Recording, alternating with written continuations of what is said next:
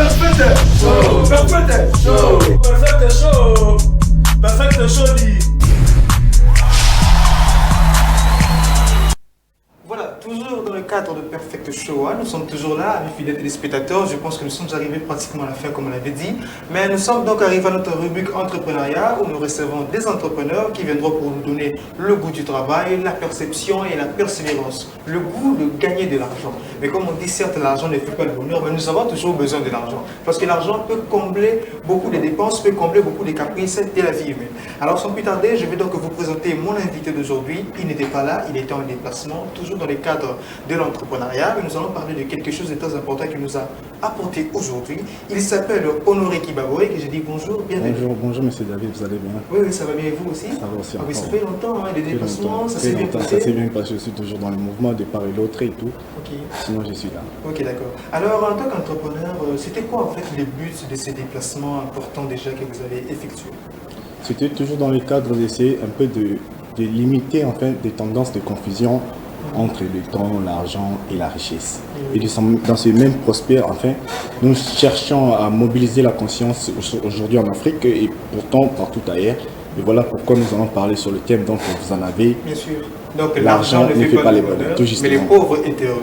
Bon, l'argent ne fait pas le bonheur. C'est très important comme sujet. Oui. Alors, on va prendre quelques temps, mais j'aimerais bien savoir, est-ce que c'est vrai que l'argent ne fait pas le bonheur? Mais cela dépend des employés. Pour les employés à vie, l'argent ne fera jamais le bonheur. Il se lève tôt, à 7 heures, et quitte le boulot à 17 heures, et il n'a pas le temps pour sa famille, il n'a pas le temps pour ses enfants ni sa femme. Et comment ces genres de personnes, l'argent fera le bonheur? Mais il arrive quand même à combler les dépenses, les surcharges, les factures, etc. Mais vous voyez qu'il a cette responsabilité de s'assumer. Ça ne peut pas combler, c'est pas quelque chose. Si je peux me permettre, est-ce que l'homme est fait seulement pour payer des charges, des factures, des loyers, tout justement? Non. Alors, c'est ça que moi je me pose comme question. C'est les consumérismes, enfin, l'autoconsommation. Les gens veulent tellement consommer, ils prennent même des dettes pour payer des gages. Ils prennent même des emprunts pour payer, à impressionner les gens qui n'aiment même pas, enfin, parce qu'ils voient qu'il y a un jour, enfin. Et en réalité, ce n'est pas le cas. Et moi, je peux prendre cet exemple de dire que, vous voyez, c'est lui qui travaille par exemple dans une banque, société X, je ne sais pas, enfin, machin. Et puis vous allez remarquer qu'il travaille de 7h à 17h, voire même des jours fériés. Il pourrait s'avérer que dans les jours fériés, tout le monde reste chez lui, dans la maison, pour se reposer. Maintenant, son chef peut l'appeler. Il y a un dossier vraiment urgent, vous devez passer au bureau pour résoudre cela. Et comme il n'a pas le temps, il ne sait pas quoi faire, même pendant les jours fériés, il est obligé de venir au bureau pour répondre à l'appel de son chef. Et c'est lui-même qui est au Congo central, disons par exemple un paysan qui est au Congo central, il a son champ, il a sa famille, il quitte par exemple sa maison à 7h ou 6h pour rentrer par exemple à 11h. Il est à l'aise enfin, il fait ce qu'il veut. Il prend le temps pour ses affaires, il prend le temps pour sa famille. Alors, dans le cadre, le pauvre est heureux. Est-ce que tout pauvre est heureux? Vous affirmez ça? Je n'ai pas dit ça, enfin. En fait, vous avez dit, en fait, l'argent ne fait pas le bonheur, alors la pauvreté rend heureux. C'est ça la question. Donc, c'était une question. Alors voilà, nous commençons d'abord par vous poser cette question. Est-ce que la pauvreté, comme vous avez dit, est-ce que ça rend heureux? Comment la pauvreté peut rendre heureux, enfin? C'est seulement et uniquement pour les employés qui disent c'est moi, enfin, les gens qui ont déclaré qu'ils n'auront jamais l'argent de leur vie. Et c'est pour moi. Et pourquoi même nous l'économisons si ça ne fait pas les bonheurs? Pourquoi nous quittons nos lits, ils quittent plutôt leur lit à 7h pour rentrer à 17h? Parce que ça ne fait pas les bonheurs. Ils sont tellement cloués, emprisonnés à leur emploi et ils n'ont même pas le temps de passer ça. Donc ils sont donc presque pareils avec leurs employeurs Enfin, moi je ne vois pas comme des automachines, enfin des programmes. Ils sont programmés à faire qu'une seule chose à la fois du 1er au 30 et ils célèbrent leur paye seulement à la fin du mois.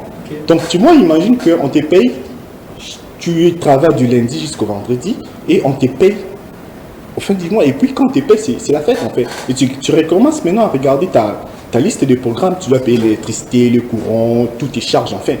Est-ce que l'homme est envoyé sur Terre uniquement pour payer ses factures, ses frais, il n'est pas passé le temps avec sa famille et ses enfants? Dans le cadre du sens de la responsabilité, aujourd'hui, beaucoup de gens se trouvent ou bien se sont ici quand ils sont dans un bureau de travail, quand ils travaillent dans une grande entreprise, ils peuvent se dire que non, voilà, j'ai une notoriété, j'ai un niveau ou une considération au sein de la société. Donc comment encore on peut encore se croire esclave et se croire encore malheureux dans ce genre de situation? Et même ceux qui gagnent, même par exemple dans le chiffre, disons 5 000 $ le mois, ils travaillent, ils doivent travailler parce qu'on ne peut pas perdre le temps quand vous êtes déjà employé. Maintenant, ces gens-là diront toujours ça, enfin, l'argent ne fait pas les bonheurs. Déjà, ils sont cloués, il n'y a pas la liberté en eux, enfin. Et quand il n'y a pas la liberté en eux, comment ils pourront dire que l'argent fait le bonheur? Mais pourtant, on sait qu'ils sont libres comme des entrepreneurs comme nous, enfin. Nous sommes libres. Je suis libre de me déplacer quand je vais, quand je vais. Alors vous, en tant qu'entrepreneur, vous qui exercez le domaine, donc selon dans votre liberté d'expression, dans votre liberté du travail, mais vous ne vous sentez pas en quelque sorte un peu aussi obligé de sortir de votre cadre, d'essayer un peu de trouver autre sorte d'encadrement, bien autre zone de confort qui vous permettra quand même de bien travailler, ou vous êtes obligé toujours de rester dans votre ligne entrepreneuriale?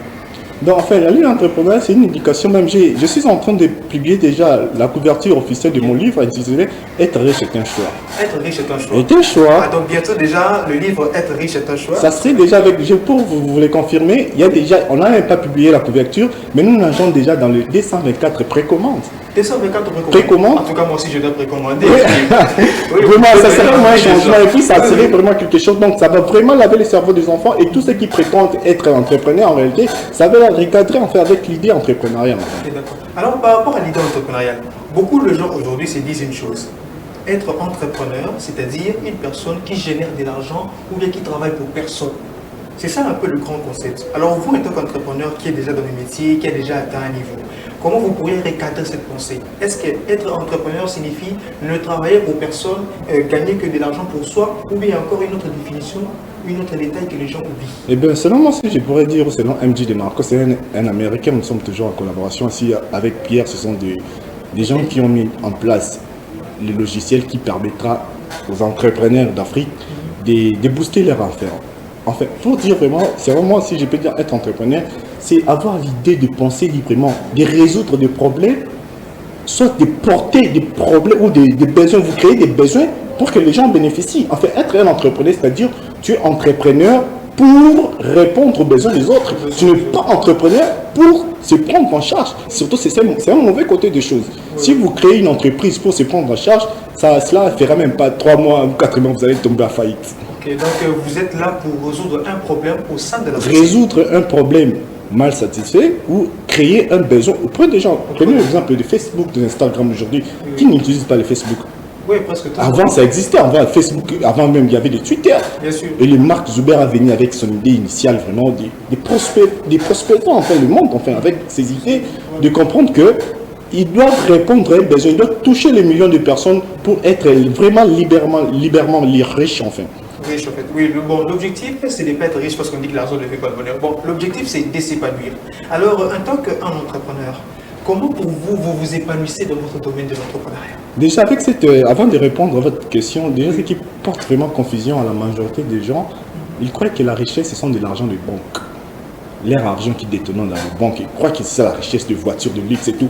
Mais c'est là que dépend. Les gens se conceptent. C'est là que dépend. C'est là que dépend. Si vous n'avez pas le temps pour vous, vous êtes riche en fait. Si vous n'avez pas le temps pour vous, est-ce que vous êtes, si vous n'avez pas le temps pour revoir les notes avec les enfants, prendre le temps avec sa famille, et là, vous êtes vraiment où c'est là fait de vous une personne riche? Si je me pose comme question, enfin. Mais bon, la richesse, par rapport à certains concepts, c'est défini comme le moyen de s'assumer, ou bien d'assumer certaines responsabilités dépensières ou financières que nous avons. Donc, on peut dire qu'une personne est riche quand il a beaucoup d'argent. Pour vous confirmer, même la langue française même évite vraiment d'éclaircir, vraiment de lucider vraiment sur les mots là. Ok, sur la richesse. Je vous l'ai dit, on n'a pas vraiment une conception exacte de comprendre ça. Et pour comprendre ça, il faut vraiment être dans le bain des personnes comme moi, enfin. Ah, effectivement. Alors voilà, je conseille aussi à nos fidèles téléspectateurs de fréquenter quand même de vrais entrepreneurs. Parce que dans le pays, il y a des faux entrepreneurs et des vrais entrepreneurs. Beaucoup de gens ont ce concept-là de dire que non, entreprendre, c'est se prendre en charge, dépendre de personne. C'est une mauvaise idée des choses. Pour personne. C'est une mauvaise. Soyez votre propre patron, avec l'idéologie de soyez votre propre patron. Sinon, comment? On prend un exemple. Vous achetez par exemple le produit à une société X. On vous dit comment vous allez le vendre, mais votre rémunération, ça dépendait. Vous ne contrôlez rien. Et cela vous permet en quoi, enfin? Vous faites que l'air enrichir, enfin, en réalité. Oui, oui. Vous êtes le pion, vous êtes le soldat de l'air armé, et ils ne sortiront jamais pour faire la guerre. Oui, oui, c'est un peu comme les autres là. Vraiment, on va dire non. Alors, effectivement, alors vous, en tant qu'entrepreneur, vous étiez à l'extérieur du pays, vous êtes revenu à Kinshasa. Quel est d'abord votre objectif par rapport à votre retour dans le pays? Le premier objectif, enfin, je veux dire que tout justement, il faut que les gens comprennent c'est quoi l'entrepreneuriat. Parce qu'aujourd'hui, les gens, c'est comme vraiment, dernière option, les gens se disent, il a passé tout son temps à l'université, et bien, il finit maintenant, il n'y a pas d'emploi, il se dit, qu'est-ce que je vais faire? J'ai par exemple $1000, j'ai $500, quelle activité je vais mettre en place pour gagner? Et puis vous vous dites que vous êtes entrepreneur, avec ces genres d'idées, enfin. Là, vraiment, c'est tout à fait contraire. Moi, je ne pourrais pas en consommer, c'est inconcevable, enfin. Oui. Mais quand même, pour un début, on peut accepter ce genre de Pour un début, vous créez un besoin, vous regardez dans votre communauté, votre pays, vous regardez à droite, quel est le manque, enfin, où moi j'ai pu porter à ma communauté, à mon pays, au continent, ou bien sûr au monde. Alors, nous sommes en train d'avancer vraiment vers la fin de notre émission. Alors, à part les objectifs, quels sont donc les moyens que vous, en tant qu'entrepreneur, vous avez mis en place pour propulser l'entrepreneuriat au sein de la RDC? Il y a déjà Novalias, c'est lié à Facebook. Nous sommes en collaboration avec Facebook. Déjà, si vous utilisez ça, ça vous permettra déjà d'atteindre un bon nombre de personnes qui, votre cible en fait. Parce qu'aujourd'hui, si vous essayez en tant qu'entrepreneur, c'est qui bâtissent des entreprises avec des idées, et soyez votre propre patron, il fait par exemple ses produits, ses services, il est en train de booster ça sur Facebook. Il y a plus de 100 000 publications sur Facebook. Et il faut que vous envoyez votre publication sur Facebook. Ça, c'est nous en fait. On ne voit même pas ça. Oui, non, mais avec Novalias, nous allons aider la communauté africaine aussi, de comprendre c'est quoi les cibles, c'est quoi les pays. Tu cibles qui en fait en réalité. Donc il y a des cibles déjà. Il y a des cibles déjà en place. Nous allons vous accompagner à comprendre que c'est quoi votre souci, c'est quoi votre préoccupation. Si vous voulez toucher l'Afrique, nous sommes là pour ça. Qui n'utilise pas Facebook dans le monde? Si on peut dire, il y a 80, il y a moins de personnes aussi dans le monde qui utilisent Facebook. Mais nous sommes là pour accompagner les gens. Il y a Pierre qui est là. Et nous avons aussi Vera, et moi je suis ici en Afrique, je présente aussi Novalias. Alors nous serons peut-être honorés aussi de recevoir la visite de M. Pierre et de Madame. Je suis en train d'envisager avec les possibilités de moyens comment nous pouvons organiser cela. Déjà, ça serait déjà la sortie officielle du livre intitulé, donc vous avez dit, Être riche est un choix. Donc c'est vraiment un grand projet d'ici là. Nous allons réfléchir ensemble à un collège pour voir comment nous allons faire une conférence, enfin organiser une conférence ici et parler encore de mon livre intitulé Être riche est un choix. Ok. Alors nous allons quand même essayer de ne pas aller vite en besogne. Okay. Nous allons essayer de toucher un peu le livre. Le livre Être riche est un choix. Oui, oui. Certes, tout le monde voudrait être riche, mais est-ce que vous pourriez essayer de nous briefer quelque chose pour nous donner en fait le goût aujourd'hui de consommer ce livre en tant qu'entrepreneur comme vous? Déjà, premièrement, les gens sont en train de consommer ça, enfin mes proches, mes entourages. Oui. Et ils comprennent, ils sont très impatients de lire ça enfin. Ça leur permettra de mettre en place des outils nécessaires, de comprendre pourquoi je dois créer une entreprise. C'est pour répondre à mes besoins ou satisfaire les besoins des autres. Mais quand déjà vous essayez de... Parce que les gens sont égoïstes. Tout ce qui intéresse les gens, c'est leur satisfaire en fait. Il faut leur faciliter de la vie en fait. Vous créez un besoin. Vous facilitez l'égoïsme. Non, on facilite l'égoïsme. On va leur faciliter. La vie en fait. Déjà dans le mindset d'un entrepreneur, il faut comprendre tout justement que si je vais faire quelque chose, c'est pour que M. David en bénéficie en fait. C'est pas principalement pour moi. Et déjà quand vous courez déjà derrière l'argent fuit, c'est comme un chat. Oui. Quand vous essayez, nous sommes dans le quartier, vous essayez vraiment d'attraper un chat, vous voyez comment il fuit. Mais quand vous êtes là tranquille, il vient sous vos pieds, il s'égenouille à vous. Donc c'est qui, moi j'aimerais bien conseiller aux jeunes de l'Afrique aussi bien partout ailleurs dans le monde entier. Déjà ce livre, c'est traduit au moins en 16 langues. En 16 langues. 16 langues. Donc être riche est un choix qui sera déjà bientôt là, traduit en 16 langues. Donc vous qui voulez pays francophone, anglophone, latino, vous serez servi bien évidemment. Alors monsieur Honoré, votre mot de la fin avant que nous puissions conclure et un conseil à tous les futurs entrepreneurs de la République démocratique du Congo qui vont vous recevoir et qui essayeront de lire le livre Être riche est un choix. Déjà, premièrement, ils doivent être patients dans le monde entrepreneurial. Il y a tellement de circuits, il y a tellement de courants, tu touches et puis il y a tellement des principes et des critères qu'il il faut respecter. Il faut être patient, il faut réfléchir sur quoi vous voulez investir et regarder votre communauté, être patient, créer un besoin. Déjà, dans l'unique et cause, quand vous créez un besoin, les gens en utiliseront enfin. Même dans mon livre, j'ai parlé sur un étudiant, on est en 1987, à Ley. Il cherchait l'argent pour ses frais des études, mais il n'en avait pas en fait. Là, je suis même en train de parler sur mon livre déjà du côté préface en fait. Il cherchait l'argent pour faire des études. Vous savez, vous comme moi, aux États-Unis, les études coûtent vraiment cher, vraiment. Donc, il avait besoin de $28 000. Il s'est mis à réfléchir comment je peux toucher ces $28 000 pour que je puisse assurer mes études enfin. Et ses parents, déjà, il y avait déjà des finalistes et il n'avait pas le choix. Il a essayé de contacter un journaliste comme vous. Vraiment. Il a dit, si au moins, combien de lecteurs vous en aurez besoin, enfin? Moi, je ne sais pas trop, hein, mais beaucoup de lecteurs, on aimerait bien en avoir dans notre émission, dans notre chaîne, tout pour qu'on nous lit, enfin. Il a dit, si on essayait seulement d'écrire, de rédiger quelque chose, enfin, au moins qu'une personne contribue 1 centime. Il a envisagé de 2 millions de quelques personnes comme ça, et cela a fait des faits. En fait, ce n'est pas une sorte d'encourager les gens d'être mendiants, parce que lui, il n'était pas mendiant. Moi, je suis aussi très loin d'être mendiant. C'est tout simplement pour dire, quand on touche des millions de personnes, déjà, la personne est libre de vous donner 1 centime avec un rien. Mais non, c'est lui maintenant que vous allez répondre, créer pour lui quelque chose qui a de la valeur. Vous n'y pensez pas qu'il pourra tant mieux faire pour cela, enfin. Voilà. Donc, ce qui veut dire, bref, on doit créer des besoins, soit répondre à des besoins mal satisfaits, et cela fait de nous des personnes riches. Vous n'aurez plus besoin de travailler dans votre vie. Si vous touchez quasi 2 millions de personnes. Oui. Alors, vous avez déjà entendu le message, donc c'est très important, entrepreneurs congolais, de ne pas faire de confusion. Faites des bons choix, faites des bons business, répondez aux besoins de la société. C'est le plus important. Un entrepreneur, c'est celui qui répond aux besoins de la société. Vous créez de l'emploi pour permettre aux autres d'avoir des emplois. Vous ne mendiez pas, mais vous créez une sorte d'association de rassemblement de fonds pour faire avancer un business. En tout cas, moi, j'étais très honoré aujourd'hui de vous recevoir, monsieur Honoré. Ça fait très longtemps aussi, la dernière fois, je pense que c'est madame Patti qui m'avait reçu.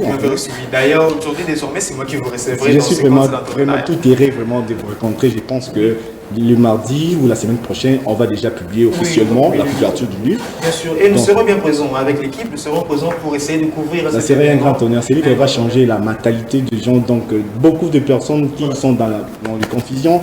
Et ça va vraiment les pousser de comprendre pourquoi ils doivent créer leur entreprise. Oui. Alors, chers entrepreneurs, je pense que vous êtes enrichis aujourd'hui des informations à partir de l'entrepreneur Honoré qui nous a honoré quand même. Honoré qui nous honore de sa visite aujourd'hui en tant qu'entrepreneur, qui vient aussi en RDC avec une grande vision, c'est de donner en fait des éclaircissements, certains selon dans le crâne de certains entrepreneurs aujourd'hui. Donc, merci beaucoup à vous, messieurs Honoré. Ça a été un plaisir. Merci aussi à tous les entrepreneurs qui nous suivent en ce moment. Je pense que vous connaissez l'adresse, vous viendrez ici.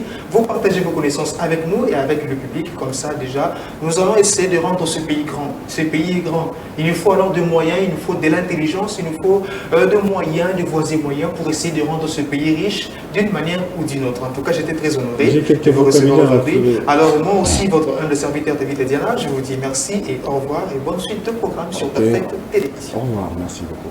Ça a été un plaisir. Perfect show, perfect show, perfect show. Perfect show dit.